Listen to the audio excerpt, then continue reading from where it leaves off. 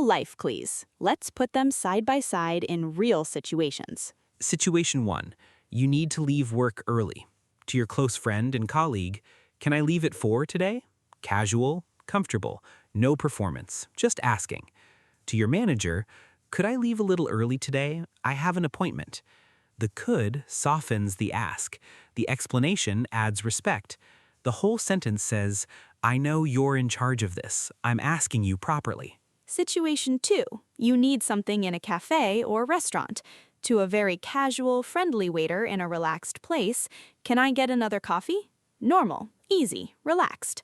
To a formal restaurant or a situation where you want to sound polished, could I have another coffee, please? The could and the please together create a warmth and a consideration that the moment deserves. Situation 3.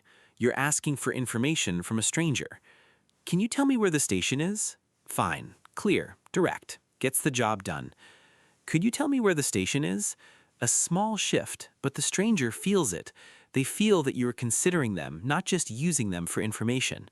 And people respond to being considered. They open up.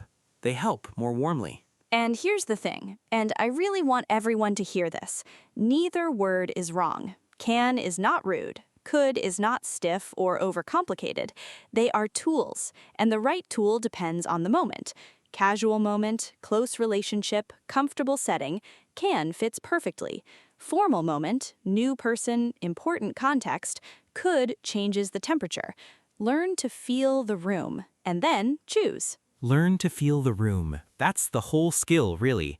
Not just in English, in any communication, any language. Who is this person to me? What does this moment call for? And then let the word match the answer.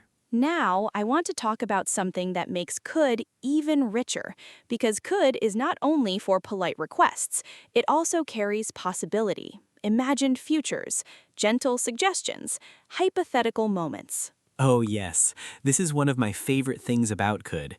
You could try talking to her. A gentle suggestion, not a command. Not you should, which feels like pressure. You could, which feels like an option. Like, here's a door. It exists. You can walk through it or not. Your choice. We could go somewhere different this weekend. Not a plan, a possibility, an invitation to consider. What if we did this? Just an idea, just a door. She could be right, you know. Possibility, acknowledgement, open-mindedness. Not certainty, but real consideration. And in moments of comfort, of being there for someone, could is incredibly gentle and warm. You could talk to me about it if you want. Not pressure, not pushing, just the door is open. I'm here. Come in if you want to. That sentence, you could talk to me about it if you want, I think that might be one of the kindest sentences in English. It offers without demanding. It opens without forcing. It really is. Okay, let's do the participation moment. Say these sentences with us, right now, out loud. First, the casual version. Imagine you are with a close friend.